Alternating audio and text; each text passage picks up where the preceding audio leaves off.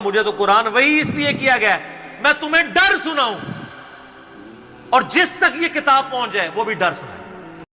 High guys welcome back to my channel this is Reactopedia اور آج ہم ایک بہت ہی انٹرسٹنگ ویڈیو دیکھیں گے جہاں پہ ہم اس دنیا کی حقیقت کو سمجھنے کی کوشش کریں گے. And yes again the source of this lecture would be Quran Pak and صحیح حدیث. ایسے تو ہر کسی انسان کو اس دنیا کی حقیقت پتا ہے کہ یہ دارالفنا ہے, یہاں پہ انسان جنم لیتا ہے اور جنم لینے کے بعد ایک عرصہ گزارتا ہے اور اس عرصے کے گزرنے کے بعد وہ واپس لوٹ جاتا ہے. لیکن اس دوران اس زندگی میں اس کو کرنا کیا ہوتا ہے, اس کا مقصد کیا ہے, اس سم تھنگ جو کہ کچھ لوگوں کو سمجھ آ جاتا ہے اور کچھ لوگوں کو سمجھ نہیں آتا. جو آج کا لیکچر ہے ہیئر وی ول انڈرسٹینڈ اس دنیا کی حقیقت کیا ہے. So yes without wasting any further time let's get into the video and see کہ اس ویڈیو میں اس دنیا کی حقیقت کے بارے میں کیا کیا بتایا.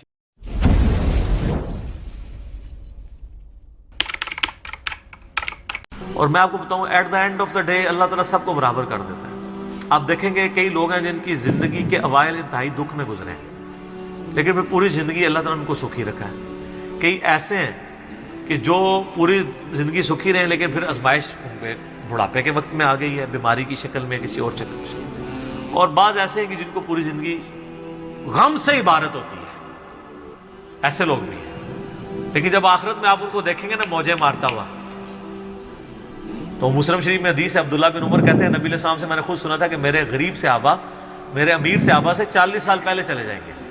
ظاہر ہے قیامت کا دن 50,000 سال کا دن ہے, اس میں 40 سال تو کچھ بھی نہیں ہے. وہ 40 سال پہلے جنت میں چلے جائیں گے. لیکن 40 سال آپ دیکھ لیں کتنے زیادہ ہوتے ہیں صرف غریب ہونے. اس لیے عبداللہ بن عمر غریب صحابہ کے ساتھ بیٹھا کرتے ہیں کہ یار چلو چنگے دے لڑ لگ جائیے. نانگے پیر نہیں, غریب صحابی درویش لوگ.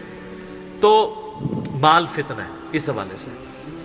بخاری مسلم میں حدیث ہے نبی علیہ السلام نے فرمایا کہ ابن آدم کہتا ہے میرا مال میرا مال میرا مال, حالانکہ تیرا مال تو وہ ہے جو تو نے کھا لیا یا پہن کر بوسیدہ کر لیا یا اللہ کی راہ میں خرچ کر کے آخرت کے لیے ذخیرہ کر لیا, باقی تو تیرے ورثہ کا مال ہے. بخاری مسلم میں حدیث ہے انسان کے 3 دوست ہیں. ایک وہ ہے کہ جو ساتھ جاتا ہے قبر کے اندر, 2 باہر ہی رہ جاتے ہیں. اس کے اعمال قبر میں ساتھ جاتے ہیں, اس کے رشتہ دار اور مال باہر ہی رہ جاتے ہیں. بخاری مسلم دونوں میں حدیث ہے نبی علیہ السلام نے فرمایا ابن آدم کے پاس اگر سونے کی 2 وادیاں ہوں تو وہ تمنا کرے گا تیسری بھی آ جائے, اس کا پیٹ صرف قبر کی مٹی بھرے گی. بخاری مسلم دونوں میں حدیث ہے. یہ نہ سمجھیے گا یہ بزرگوں والا ہے, یہ واقعی بخاری مسلم دونوں میں حدیثیں ہوتی ہیں جو میں بیان کر رہا ہوتا ہوں, پوری ذمہ داری سے کر رہا ہوتا ہوں کہ اے اللہ محمد اور آل محمد کو بس اتنا ہی رزق دینا کہ ان کی روح اور جسم کا رشتہ برقرار رہے. بخاری اور مسلم دونوں میں حدیث ہے. اما عائشہ کہتی ہیں کہ نبی علیہ السلام کی وفات تک ہماری یہ حالت تھی, بعض اوقات 1 مہینہ, بعض اوقات 2, بعض اوقات 3 مہینے تک ہمارے گھر میں چولہا نہیں جلتا تھا. 2 کالی چیزوں پہ کھجور اور پانی پہ گزارا ہوتا تھا, وہ بھی کوئی ٹنو ٹن نہیں, 2 کھجوریں صبح 2 شام اور 1 میٹھا پانی کا پیالہ صبح اور 1 شام. حالانکہ خیبر کے بعد وسعت مل گئی تھی, نبی علیہ السلام نے فقط اڈاپٹ کیا ہوتا. بخاری مسلم دونوں میں حدیث ہے جب نبی علیہ السلام نے ایلا کیا تھا 1 مہینے کے لیے اپنی بیویوں سے ناراض ہو کے چھت پہ شفٹ ہو گئے تھے, جو حضرت عمر ان کو ملنے گئے تھے. آپ کے جسم مبارک پہ چٹائی کے نشان تھے, تو حضرت عمر رو پڑے, یا رسول اللہ کیسر و کسرا تو دنیا کے مزے لوٹ رہے ہیں اور آپ اللہ کے رسول ہو کے یہ حالت آپ کی. آپ نے فرمایا کہ اے عمر کیا تم اس بات پہ راضی نہیں ہو کہ کیسر و کسرا دنیا کے مزے لوٹے اور ہم آخرت کی سعادت. اے عمر کیا دنیا کی حقیقت ابھی بھی تجھ پہ نہیں کھلی؟ سر نبی علیہ السلام سے اتنے سخت جملے جس عمر نے سنے ہوئے تھے نا, وہی عمر اس قابل تھا کہ اس کے دور میں رومن اور پرشین امپائر گرتی اور 1 ٹکا آرام کا کسی کو نہ کھانے دیتا, ٹنڈ کے رکھا ہوا تھا. حضرت عمر کے بعد کیا ہوا ہے, مینجمنٹ کمزور ہو گئی ہے, وظیفوں پہ لوگ لگ گئے, تھیندے ٹھیک ہے.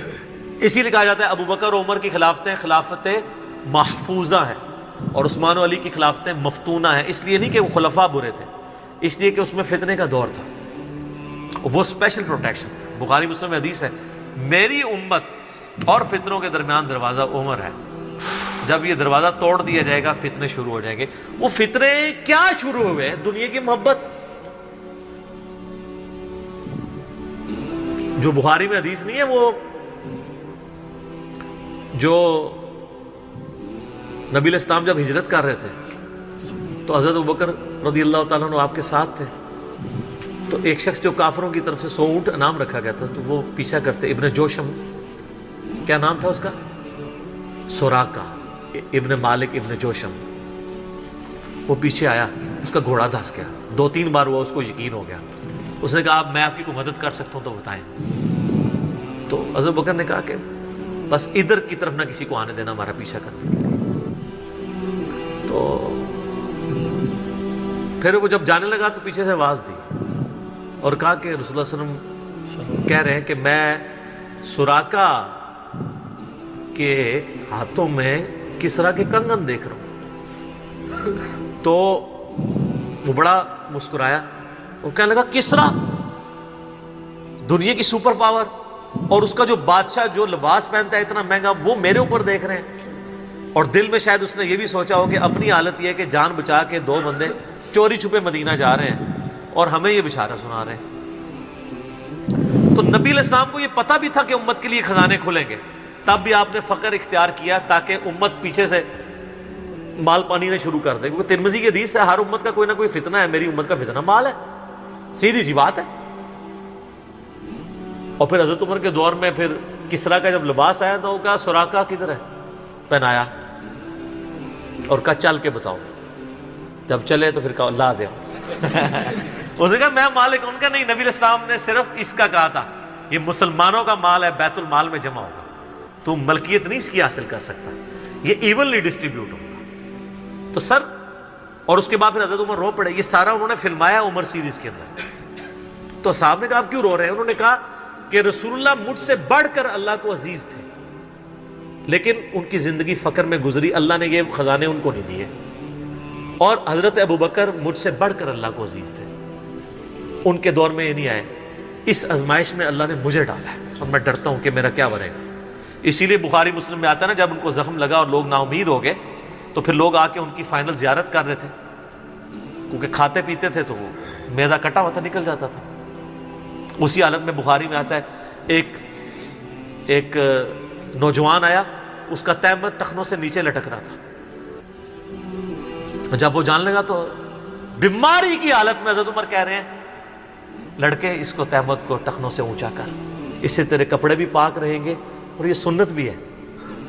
یہاں ہم لوگوں کو کہتے ہیں شلواریں یار نیچے روبڑ رہی ہیں، حضرت عمر نزع کے عالم میں بھی ٹخنوں سے اوپر شلوار کر رہے ہیں۔ حضرت عمر وہابی نہیں سن سر، وہ صحابی سن، ان کو پتہ تھا یہ سنت ہے، اور نزع کے عالم میں تہمت اوپر کروا رہے ہیں، یہ بخاری کے الفاظ ہیں۔ اور وہاں پہ آگے صحابہ کرام کہہ رہے ہیں کہ اللہ تعالیٰ عمر پر رحم فرمائے، اے امیر المومنین، آپ کی وجہ سے اللہ نے مسلمانوں کو اتنی فتوحات دیں، رومن امپائر گری، قادسیہ، یرموک، مسلمانوں کو فتوحات ملی، امید ہے اللہ تعالیٰ آپ کے لیے بہت اجر رکھے گا۔ انہوں نے کہا کہ مجھے اللہ تعالیٰ میری ان خدمات کے عوض اگر برابر بھی چھوڑ دے کہ میرے گناہ اور نیکیاں برابر ہو جائیں تو واللہ میں کامیاب ہو گیا، میں اللہ سے اتنا ڈرتا ہوں۔ یہ انہوں نے کوئی ایکٹنگ نہیں کی، نہ یہ میں کہوں گا کہ ان کی عاجزی تھی، یہ ریالٹی تھی۔ جس کو خدا کا تعارف ہے وہ واقعی جانتا ہے کہ اللہ بڑا ڈاڈا ہے۔ حضرت ابوبکر نے جب مشورے کے بعد حضرت عمر کو نامزد کیا تھا تو آپ کو پتہ ہے حضرت عمر کو کیا نصیحت کی تھی؟ کیا ہے عمر؟ ایک ہی نصیحت انہوں نے کی، ان کا اتق اللہ یا عمر، وہ عمر سیریز میں فلمایا انہوں نے، اللہ سے ڈرنا، اور جب تو جنتیوں کی طرف دیکھے نا تو دعا کرنا کہ اللہ تجھے اس میں شامل کر دے، اور جب تو دوستیوں کی طرف دیکھنا تو ڈرنا ایسے کہ کہیں تو ان میں شامل نہ ہو۔ انہوں نے نہیں کہا میں اشرا مبشرا ہوں، میں جس راستے پہ چلوں شیطان بھاگ جاتا ہے، یہ آپ مجھے کیا باتیں بتا رہے ہیں؟ ان کو پتا تھا کہ اللہ تعالیٰ کی صفت بے نیازی بھی تو ہے نا سر، آپ کو نہیں پتا، وہ تو پیغمبروں کے اوپر عطا فرما دیتا ہے۔ یونس علیہ السلام تو پیغمبر تھے، اور اتنا غصہ کہ سورہ صافات میں ہے کہ یونس اگر مچھلی کے پیٹ میں ہمیں نہ پکارتا تو پھر اسی دن نکالا جاتا جس دن مردے اپنی قبروں سے نکالے جائیں گے۔ یار اتنا غصہ کیا کر دیا، کوئی بندے مار دیے یونس نے۔ آپ یوٹیوب میں کلپ دیکھیں یونس علیہ السلام کا واقعہ تو آپ کو پتہ چلے گا۔ سر اللہ اپنے معاملات میں بہت سخت ہے. اللہ وہ نہیں ہے جس کا تعارف آپ کو کروایا گیا. پچھلے دنوں بھی وہ ہمیں ایک لیٹر کہیں کسی نے بھیجا, تو پھر ہم نے ان کو بھیجا کہ آپ میرا کلپ دیکھیں, اللہ کی رحمت سے دھوکہ, اور انجینئر محمد علی مرزا صاحب لکھے. تو اس میں وہ کہہ رہے تھے, وہ تارج بی صاحب کہتے ہیں کہ آج کل کے مبلغین نے لوگوں سے ان کا رب بھی چھین لیا اور ان کو ڈراتے رہتے ہیں. سر کیوں نہ ڈرائیں اللہ کے بندو, قرآن کا ڈومیننٹ پورشن ہے ہی تذکیر ہے, بلکہ قرآن کا تعارف ہی تذکیر ہے, نصیحت ہے, ڈر سنانا ہے, ڈر سنانا. وَأُوحِيَ إِلَيَّ هَذَا الْقُرْآنُ لِأُنذِرَكُمْ بِهِ وَمَنْ بَلَغَ, سورہ الانعام آیت نمبر 19. اے نبی علیہ السلام فرما دو, مجھے تو قرآن وہی اس لیے کیا گیا ہے میں تمہیں ڈر سناؤں, اور جس تک یہ کتاب پہنچ جائے وہ بھی ڈر سنائے. بخاری کی حدیث ہے, آپ علیہ السلام ایک چوراہے سے گزر رہے تھے, کچھ صحابہ جو ہے وہ ہنس رہے تھے, آپ رک گئے. پھر آپ نے فرمایا جو کچھ میں جانتا ہوں نا تم جانتے ہوتے نا تو بہت کم ہنستے, زیادہ رویا کرتے. بخاری مسلم میں حدیث ہے, عبداللہ بن عمر کہتے ہیں نبی علیہ السلام نے میرے کندھے پہ یوں ہاتھ رکھ کے نا فرمایا تھا, عبداللہ اپنے آپ کو مردوں میں شمار کرنا, یعنی سمجھو کہ آج میں گیا ہی کہ گیا. سر جب یہ تلوار کسی کے سر پہ لٹک رہی ہو نا پھر اس کا قبلہ سیدھا رہتا ہے, ادروائز وہ یتیموں کا مال بھی ہڑپ کرے گا, بہنوں کی جائیداد پہ بھی قبضہ کرے گا, اور وہ ماں باپ بھی جو اپنی زندگی میں بیٹوں کو سب کچھ دے کے چلے جاتے ہیں اور بیٹیوں کو محروم کرتے ہیں. ہمارے پاس تو لوگ آتے ہیں, ہم ان کو کہتے ہیں تمہارے ماں باپ دوزخ میں جل رہے ہوں گے, اب بھی ٹائم ہے کہ ان کی وصیت بدل دو. قرآن میں بھی ہے کہ اگر کوئی غلط وصیت کر کے جاتا ہے وصیت بدلو, اس کو عذاب سے بچاؤ. تو کئی لوگ ہیں, میں نے دیکھا ہے, ملینز آف روپیز انہوں نے ماں باپ کے مرنے کے بعد ان کے نام پہ ہوئے اپنی بہنوں کو واپس کیے ہیں کہ چلو یار ہمارے ماں باپ دوزخ میں جانے سے بچ جائیں گے. اگر آپ کے ماں باپ کی محبت آپ کے دل میں ہے نا تو خدا کے لیے اگر آپ یہ نہ کہیں کہ میرے ماں باپ دے گئے ہیں تو وہ جانے اور ان کا کام, یار وہ آپ کو دے کے گئے, آپ کے ساتھ نیکی کر کے گئے, اور آپ ان کے ساتھ یہ بھی نیکی کرنے کے لیے تیار نہیں ہے کہ جو مال انہوں نے کمایا تھا وہ ان کو دوزخ سے رہائی سے عطا کرنے کے لیے آپ ان کے لیے خرچ کر دیں جو آپ نے نہیں کمایا ہوا. تو کتنے بڑے ناہنجار اولاد ہیں آپ. سنن ابن ماجہ کی حدیث ہے, تو اور تیرا مال تیرے باپ کا ہے, بہت بڑی بات ہے. ماں باپ بغیر اجازت کے بھی اپنے اولاد کے مال میں سے لے سکتے ہیں, یہ ذہن میں رکھیے گا, بڑا حق ہے. اور آپ لوگ یہ کام کر رہے ہیں, اور جو ماں باپ کر رہے ہیں خدا کے لیے ان کے پاؤں پکڑنے پڑتے ہیں, پاؤں پکڑے, ان کو کہیں کہ خدا کے لیے بہنوں کو اس طرح نہ کیا کریں. او جی ان کو وہ جناب وہ جیز دے دیا تھا, وہ جیز تو زندگی میں دیا, وہ گفٹ ہے.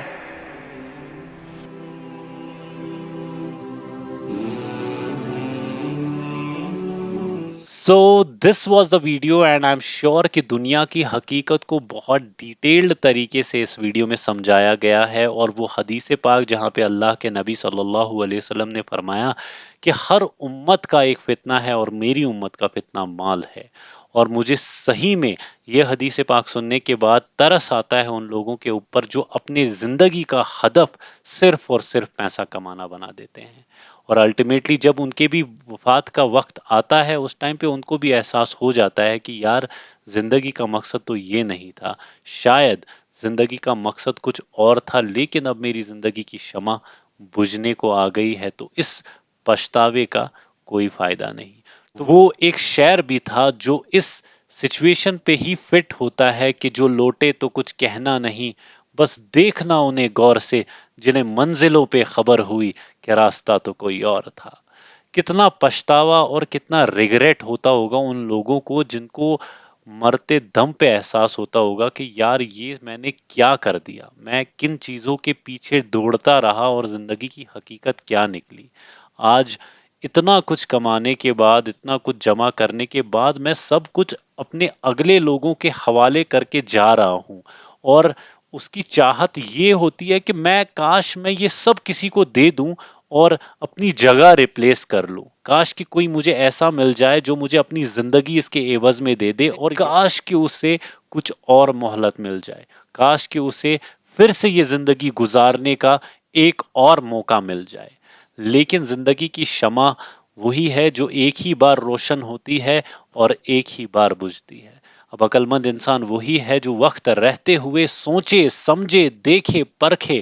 دیکھو سوچنا سمجھنا از سم تھنگ کہ ہر چیز کو کوشچن کرو. سب سے پہلا کوشچن جو بنیادی سوال ہونا چاہیے وچ آئی فیل کہ ہر اسکول میں پہلا سوال تو ہر بچے کو یہ سمجھانا چاہیے اور یہ سکھانا چاہیے کہ تم سوچو تمہارے پیدا ہونے کا مقصد کیا تھا، تم کو کیوں پیدا کیا، یہ کون ہے جس نے تم کو تمہاری خواہش کے بنا پیدا کر دیا، اور یہ کون ہے جو تمہیں بڑا کر رہا ہے، اس اور تمہیں ڈھکیل رہا ہے جہاں پہ اگلے اور وہ تمہاری جان تم سے چھین لے گا تم سے پوچھے بغیر۔ یہ کیا ہے، اس زندگی میں آنے کا مقصد کیا ہے؟ کوشچن کرو، ہر چیز کو پرکھو، سمجھو، دیکھو، پھر اللہ جل شانہ دکھاتے ہیں۔ وہ اللہ جل شانہ کا وعدہ ہے کہ ہم آفاق میں ان کو اپنی اتنی نشانیاں دکھائیں گے کہ وہ خود پکار اٹھیں گے کہ اللہ کی ذات سب سے اعلیٰ ہے۔ So yes, this is the video for today, and I'll be back soon with a different video. Till that time, please do take care of yourself and keep remembering me in your dua. Allah Hafiz.